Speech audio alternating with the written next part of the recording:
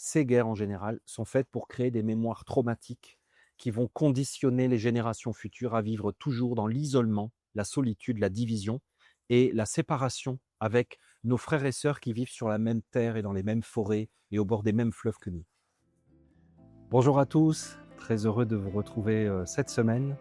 Pour continuer notre discussion, ça sera un petit peu la dernière partie. Je voudrais vraiment clôturer ce sujet que nous avons commencé avec l'intelligence artificielle qui nous a amené vers la question plus générale de qu'est-ce que l'intelligence, qu'est-ce que c'est une intelligence naturelle et que l'homme peut être lui-même porteur d'une intelligence artificielle quand il fait des choses qui sont contre nature, contre réalité, contre bien commun, qui nous a amené bien sûr à ce grand vaste sujet des égrégores, c'est-à-dire ces formes d'intelligence collective, ces énergies mémorielles qui peuvent parfois animer des collectivités, des groupes, s'incarner plus ou moins fortement dans certains individus qui deviennent du coup des leaders, des exemples vivants, des meneurs pour accomplir les intérêts de certains égrégores qui ne sont pas nécessairement les intérêts de l'humanité en tant que telle. Voilà, j'aimerais clôturer ça parce qu'à partir de la semaine prochaine, je voudrais vraiment réfléchir avec vous sur quelque chose qui arrive un petit peu plus dans maintenant. Là, on est en fin d'année, alors pour certains, c'est le solstice d'hiver, pour d'autres, c'est le solstice d'été. C'est un moment, un passage de l'année qui marque une fin de cycle. Et donc, c'est l'occasion de parler de ce sujet, de toutes ces boucles, de tous ces cercles que nous faisons dans notre vie. Je vous en parlerai à partir de la semaine prochaine.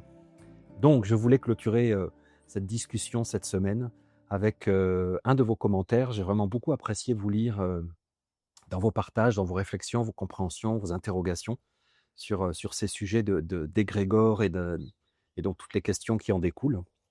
N'oubliez pas bien sûr de liker la vidéo, de la partager, de partager vos commentaires parce que je pense que nous nous lisons les uns les autres dans le monde entier et ainsi nous constituons une communauté d'études, de réflexion, de méditation et je pense que ça nous enrichit tous les uns les autres de partager ainsi nos expériences, nos prises de conscience. Je trouve ça vraiment intéressant et puis ça change peut-être des médias ou des choses plus banales dans lesquelles la conscience n'est pas forcément présente ou alors elle est drôlement orientée. J'ai noté un commentaire donc de mon ami Arthur. Vous pouvez le regarder dans le commentaire. D'ailleurs, si vous n'avez pas vu les vidéos précédentes, on va mettre les liens dans la description pour que vous puissiez suivre l'évolution de la conversation. Dans la vidéo de la semaine précédente, mon ami Arthur, qui est en Ukraine, a mis un commentaire vraiment que j'ai trouvé intéressant et qui m'a touché d'autant plus que je connais Arthur, que je connais sa situation. Vous pouvez vous imaginer, c'est un jeune homme ukrainien et je trouvais ça vraiment intéressant de confronter, c'est pas une confrontation, mais disons d'entendre, d'écouter, de recevoir son questionnement d'étudiant, d'âme de la lumière qui cherche le sens, la sagesse, la destination, voilà, la vérité dans ses expériences et de voir, je trouvais intéressant parce que lui, il est comme un peu de l'autre côté du miroir, c'est-à-dire qu'il est dans une actualité terrible. Et nous, la plupart d'entre nous qui regardons ces vidéos, nous sommes de l'autre côté de la réalité dans la guerre de l'information médiatique, la guerre de la propagande, des deux camps, des opinions, la guerre de la manipulation. Et on a très bien senti, et j'ai fait une vidéo au début du conflit, il y a 3 ou 4 ans entre la Russie et l'Ukraine, vous pouvez la retrouver sur cette chaîne. J'ai essayé tout de suite de comme tirer un signal d'alarme parce que j'ai vraiment vu venir cet esprit de division qui veut des forces d'égrégore qui veulent absolument prendre notre cœur et nous faire choisir un camp pour alimenter l'un ou l'autre égrégore, et comment en réalité c'est un piège. Donc Arthur, il vit dans cette réalité, simplement il la vit, lui, sur le plancher des vaches, sur le terrain. Alors il n'est pas au front, mais je pense qu'aujourd'hui, tous les Ukrainiens vivent, en tout cas depuis toutes ces années, ils vivent la terrible réalité, ils ne vivent pas tous les mêmes expériences. Vous avez peut-être vu ces images absolument sidérantes d'hommes, beaucoup jeunes hommes. Vous avez maintenant les drones, puisque tout est filmé, le drone s'approche de sa cible, et vous avez ces soldats qui, des fois, sortent par eux-mêmes. Il y en a qui se défont de tout leur bardeau, ils ne restent juste en tenue militaire. Ils regardent le drone et ils font un signe de croix orthodoxe et ils acceptent de mourir. Et le drone, c'est aujourd'hui les drones qui tuent le plus de soldats. C'est vraiment une mort particulièrement atroce. Donc je pense qu'on ne retrouvera d'ailleurs il y a beaucoup de corps qu'on ne retrouvera jamais à cause de ça.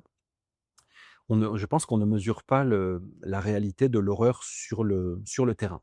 On entend parler beaucoup de politique, de propagande, de contre-propagande, des véritables enjeux géopolitiques, des véritables choses, des véritables puissances à la manœuvre, mais je pense qu'on ne peut pas. Ce n'est pas notre expérience aujourd'hui à nous qui ne vivons ni en Russie, ni en Ukraine, ni dans ces régions. On ne connaît pas forcément tout ça. Moi, j'en ai entendu parler par les récits de nos ancêtres, ceux qui ont vécu ces guerres en Europe, hein, la première, la deuxième, toutes ces situations. Et je trouvais intéressant la question de Arthur parce que on voit un enfant de la lumière, une âme éveillée qui veut passer au-delà des apparences et qui cherche à ne pas succomber, à ne pas mourir dans la polarisation extrême, la division, la guerre des âmes, la guerre de tous contre tous, qui essaye d'attraper le fil du milieu, de la sagesse, de la réalité. Et voilà, je voulais vraiment prendre le temps de lui répondre parce que je pense que c'est une question qui en réalité nous intéresse tous. Et c'est une question qui est remplie d'âme parce qu'elle est remplie d'urgence, elle est remplie de réalités concrètes et de conflits immédiats d'une personne qui vit cette situation et qui n'est pas, comme beaucoup d'entre nous, dans la réflexion, dans la méditation, avec la sérénité. Je ne suis ici pas en danger, je n'ai pas peur qu'un drone vienne, qu'une bombe me tombe dessus, je ne suis pas sur un territoire convoité. C'est quand même pas pareil, hein. Donc, vous pouvez retrouver la question dans les commentaires, je l'ai résumée ici.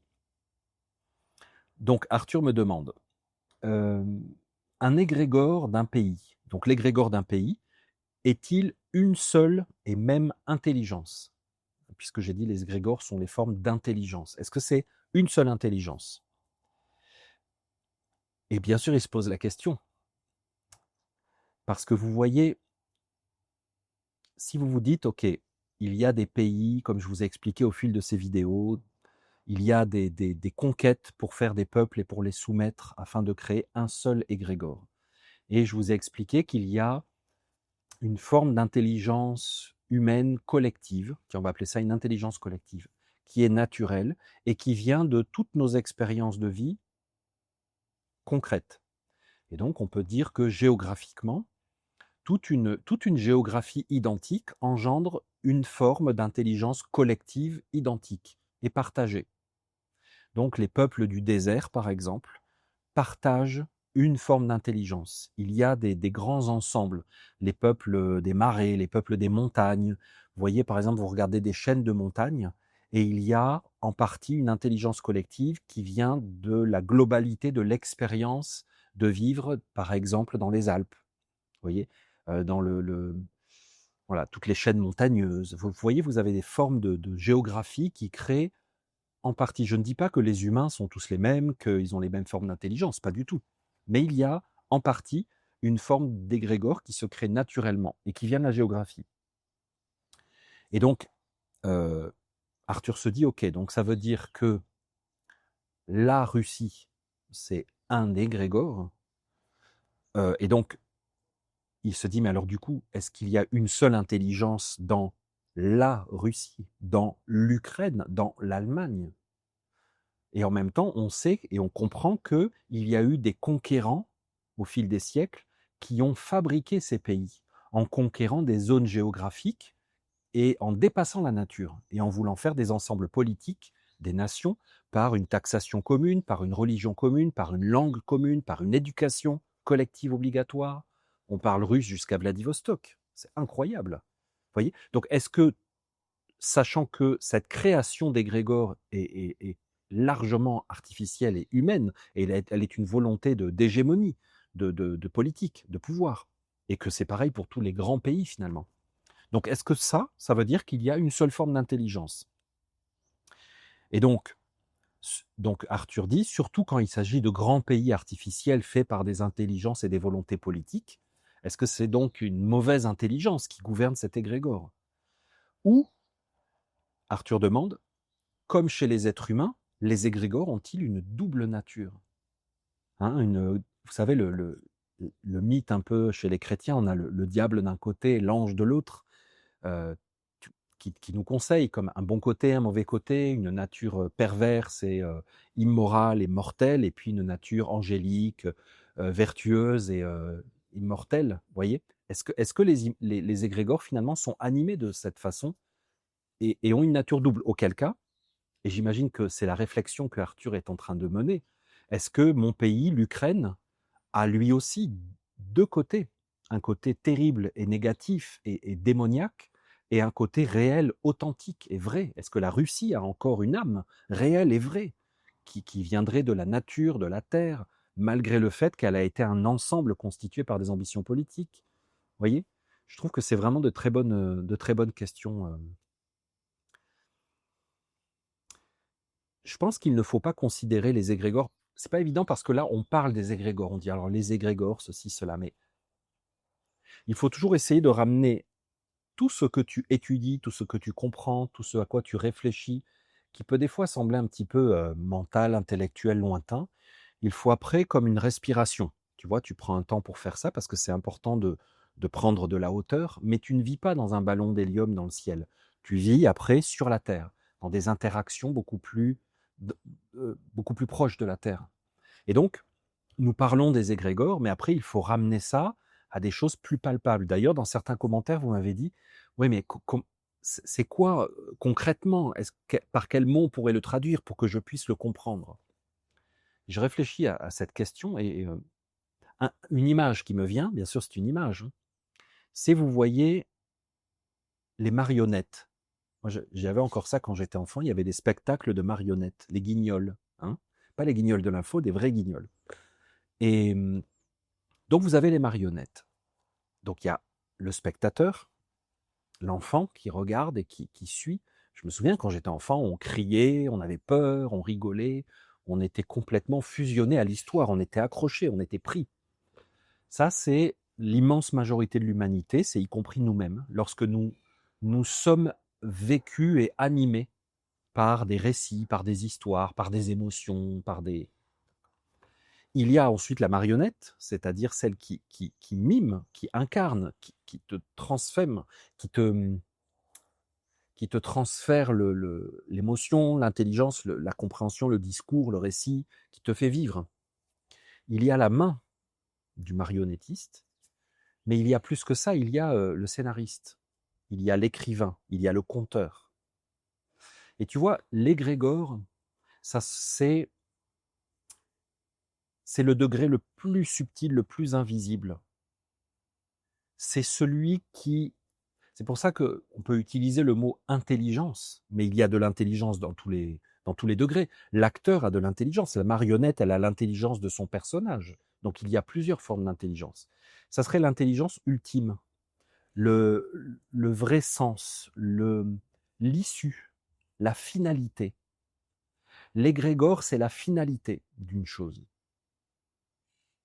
Et tu vois, en réfléchissant à ta question, Arthur, j'ai pensé à la parole de Jésus, qui est dans 2 évangiles, je pense, Matthieu et je ne sais plus, peut-être Luc. Il dit « Quand les aveugles guident les aveugles ».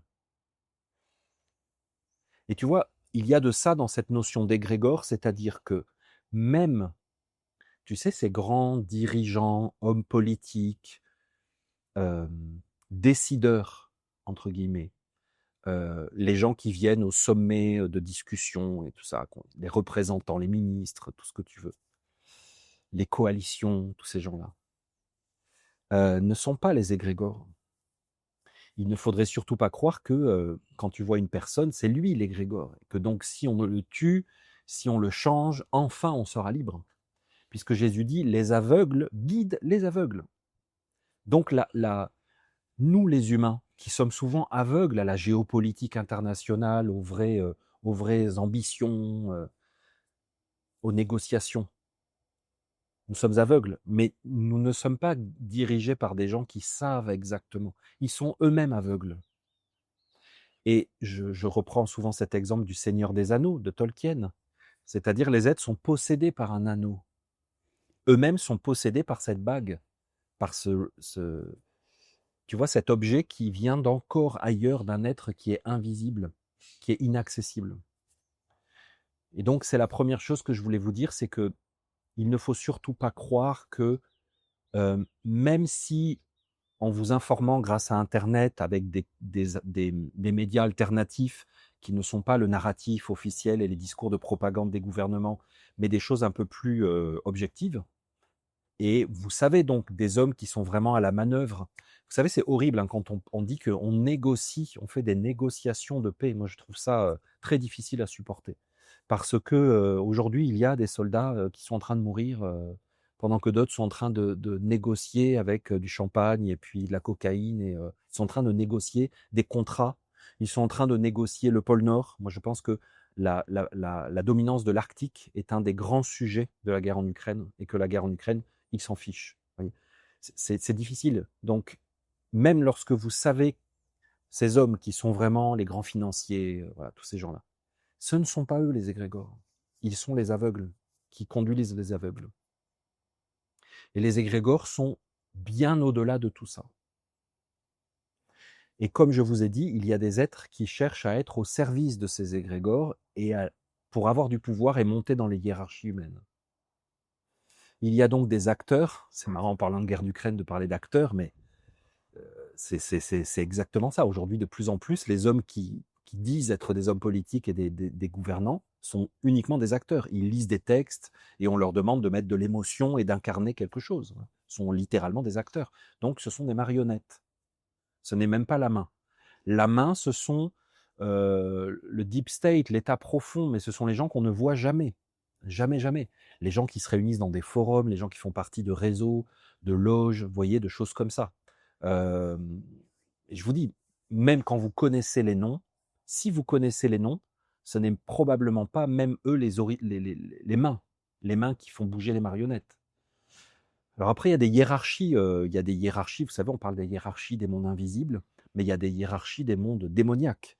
Et il y en a un d'ailleurs en commentaire, je ne me souviens plus de son nom, qui m'a écrit, oui, mais on pourrait connaître le nom de cet égrégore pour l'enfermer, l'empêcher de nuire. Et je lui ai répondu, mais vous voulez convoquer un démon, vous voulez convoquer un démon, le soumettre, l'enfermer, le maintenir. Et si vous voulez voir comment ça fonctionne, vous regardez le film avec Tom Cruise, La Momie. Je sais que je vous prends des références complètement grand public, Hollywood, des films, mais il y a beaucoup de vérité dans ce scénario. Vous voyez, la momie, c'est comme une momie qui est enfermée parce que c'est un démon très dangereux pour l'humanité. Voilà, vous avez les principes de ces enfermements démoniaques. Et donc j'ai dit dans le commentaire, mais allez-y, moi je vous regarde. Hein. C'est pas en connaissant le nom de ces, vous voyez, les noms des démons, vous en avez dans beaucoup de livres d'occultisme, vous avez les noms de démons.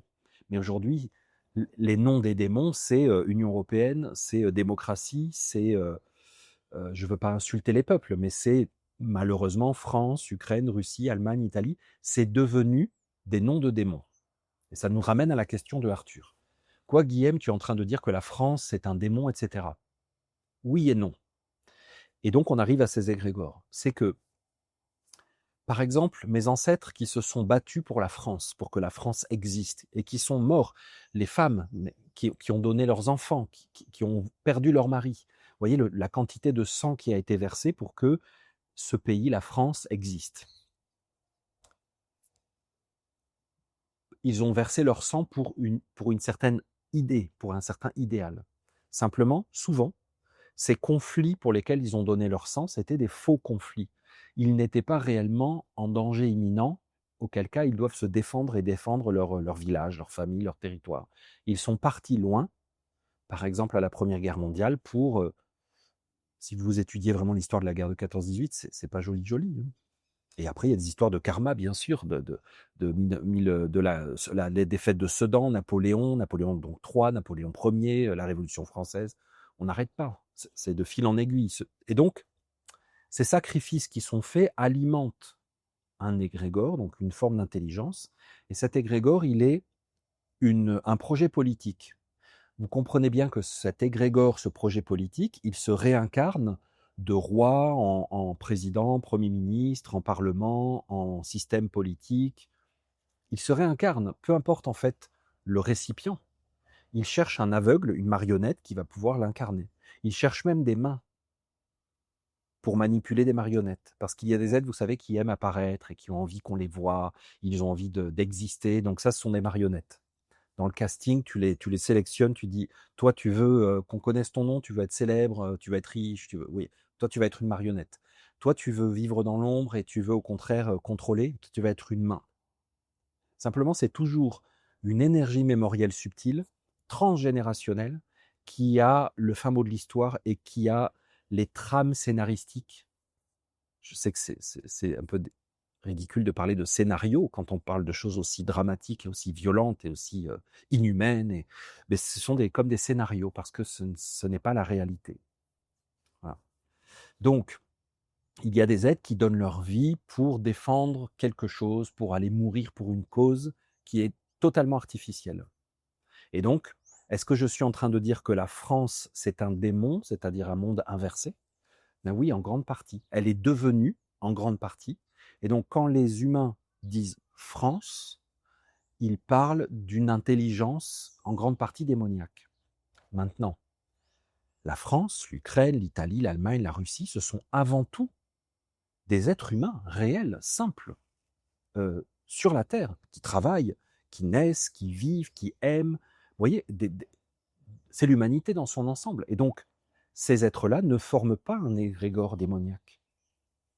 Donc, la France, c'est aussi un ensemble, une intelligence collective réelle, simple et naturelle. Simplement, je prends l'exemple de la France que je connais. Si vous regardez la France, c'est assez récent. C'est même pas l'unification politique, c'est la soumission politique, l'uniformisation culturelle, la langue qui est parlée. Il y a 150 ans en France, on parlait encore beaucoup de langues. Et beaucoup de gens savaient qu'ils étaient en France, mais ils se considéraient d'abord comme de Provence, même de Marseille, de Toulouse, de Paris, de Bretagne. Ils avaient des identités du terroir, de la terre, de les races de vaches, les races d'animaux, le type de culture. Ils s'identifiaient. Vous allez dans le pays de Caux, vous allez en Champagne, vous allez dans les Cévennes, vous allez dans les Landes. Vous aviez des cultures avec des identités qui formaient des égrégores naturels et vrais. Donc vous voyez, il y a des formes de hiérarchie, c'est vraiment l'image des poupées russes. Dans les poupées russes, vous avez des identités successives, et plus vous rentrez à l'intérieur, et plus, normalement, vous vous rapprochez de la réalité. Et donc, dans la roue médecine que je vous ai présentée dans toute la formation, vous pouvez la visionner sur le site, sur le cercle d'études en ligne, médecine sacrée.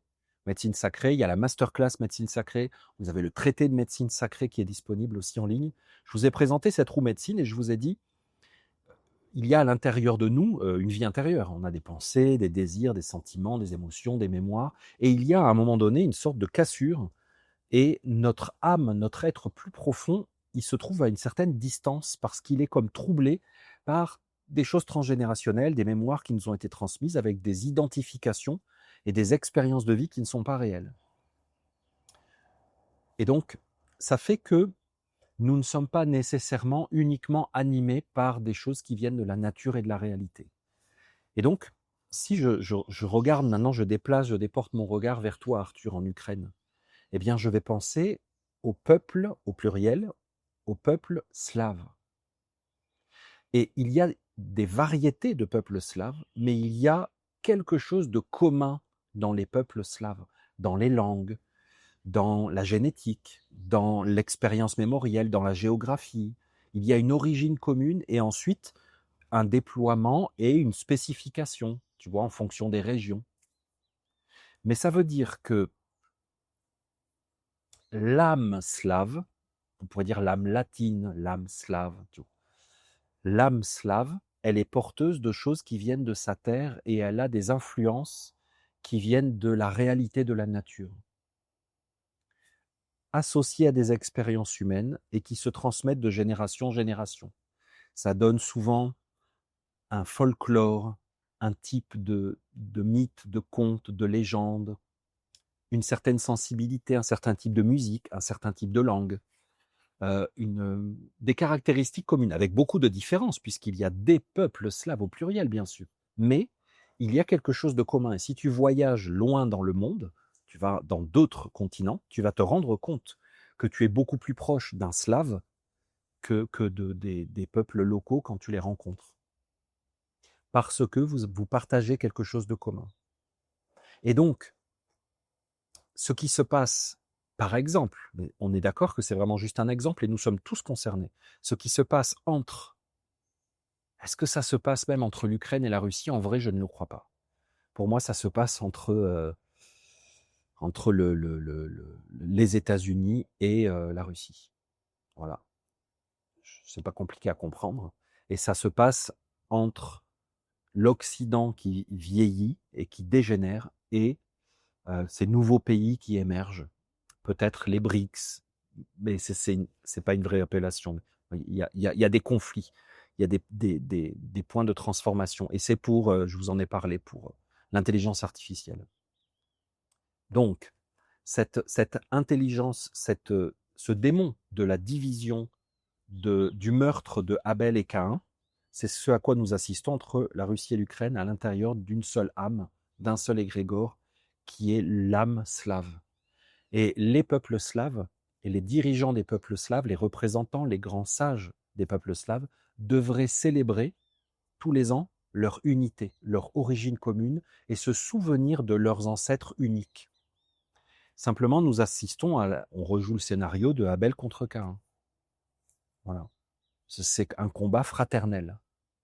Parce que à l'intérieur de l'âme, si tu veux, une force démoniaque, est-ce qu'elle va mettre en conflit, je sais pas moi, les papillons et je sais pas qui est-ce qui mange les papillons, les oiseaux.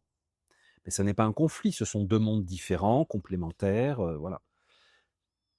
L'intelligence qu'on appellerait démoniaque, ça serait de venir diviser à l'intérieur d'une seule chose. Tu vois, regarde un arbre, l'arbre des peuples slaves, tu vois, c'est un arbre avec des pommes, par exemple des pommes. Et donc chaque fruit, c'est un des peuples slaves par l'évolution et la transformation. Est-ce qu'une force démoniaque, elle va dire, oh, les pommes sont différentes? Mais non, il y a des peuples slaves.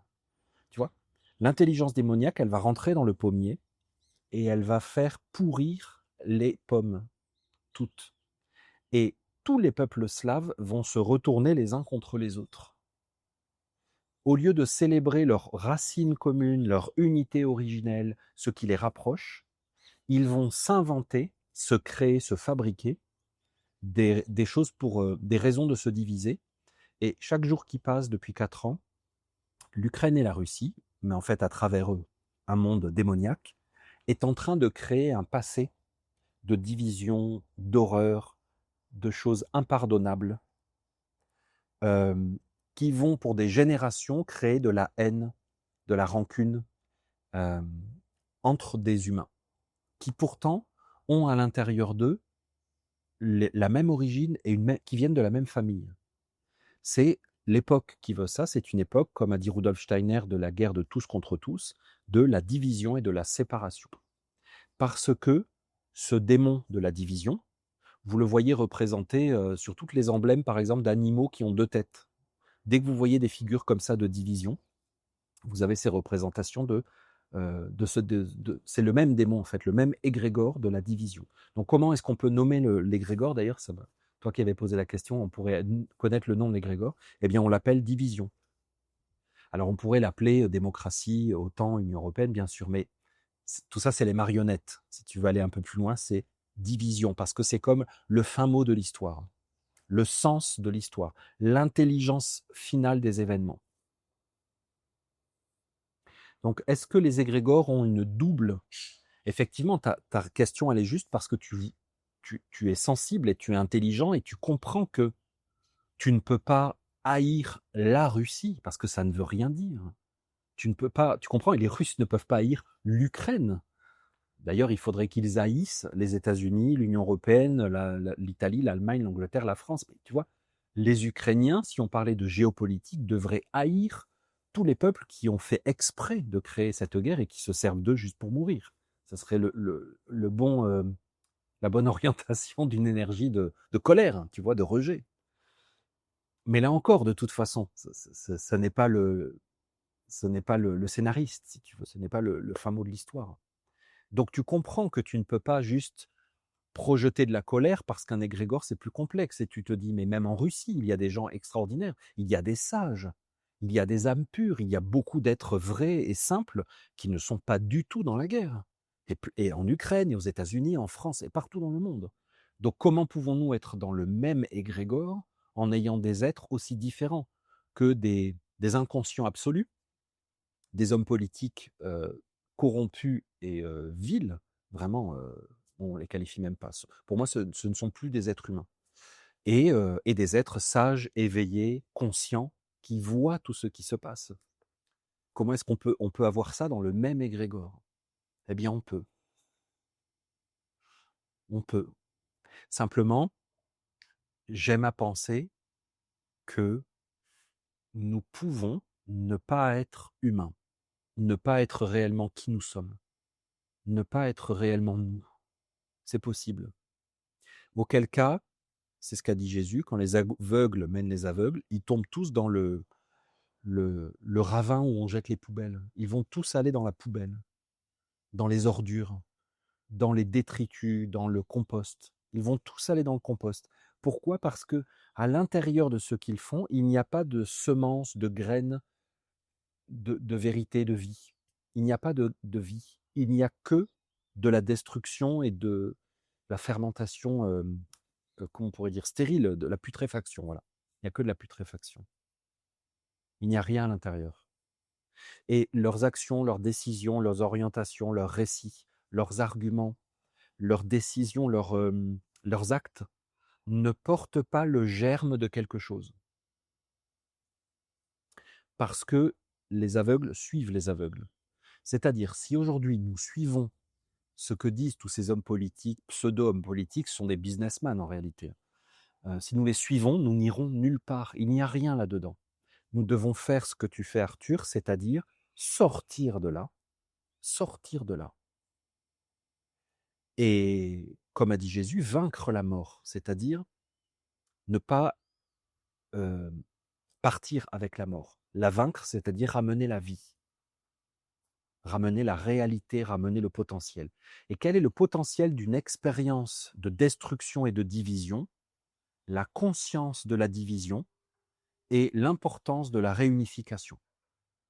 Et je prie pour que les sages qui sont incarnés dans les âmes slaves qui nous écoutent prennent contact, prennent courage, prennent force et affirment haut et fort qu'ils sont cousins, frères, sœurs, issus du même peuple, des mêmes steppes, des mêmes hivers, des mêmes étés, des mêmes fleuves, et qu'ils redeviennent la grande famille d'âmes qu'ils sont, et qu'ils ne cèdent pas aux sirènes de la destruction et de l'anéantissement démoniaque auxquels les événements veulent leur faire croire. Cette guerre, ces guerres en général, sont faites pour créer des mémoires traumatiques qui vont conditionner les générations futures à vivre toujours dans l'isolement, la solitude, la division et la séparation avec nos frères et sœurs qui vivent sur la même terre et dans les mêmes forêts et au bord des mêmes fleuves que nous. Je clôture ainsi tout ce cycle de réflexion sur l'intelligence artificielle, toutes ces égrégores, et essayer de vous montrer à quel point c'est tout à fait réel, concret et pratique. Et je vous remercie de m'avoir écouté jusqu'à maintenant. N'oubliez pas de liker la vidéo. Et la semaine prochaine, nous commencerons un nouveau sujet avec vraiment comment s'approcher de cette fin d'année, de cette fin de cycle, et en général, comment s'approcher des fins d'année, des fins de cycle, et se préserver des choses négatives qu'il pourrait y avoir dans certains cycles, pour justement, comme on vient de le voir dans ces événements entre la Russie et l'Ukraine par exemple, on pourrait citer d'autres conflits dans le monde, hein, ne pas reproduire de manière transgénérationnelle des conflits, des guerres, des violences, des crimes, et sortir de cette spirale et rentrer dans peut-être une spirale mais ascendante. Je vous remercie de m'avoir écouté si longtemps avec cette pluie tiède. Je vous souhaite une très belle semaine à tous, et n'hésitez pas à mettre vos commentaires. Allez sur Instagram, abonnez-vous à mon Instagram pour être tenu au courant des nouveautés. Je vais bientôt annoncer des reliances, des méditations en direct. À la semaine prochaine.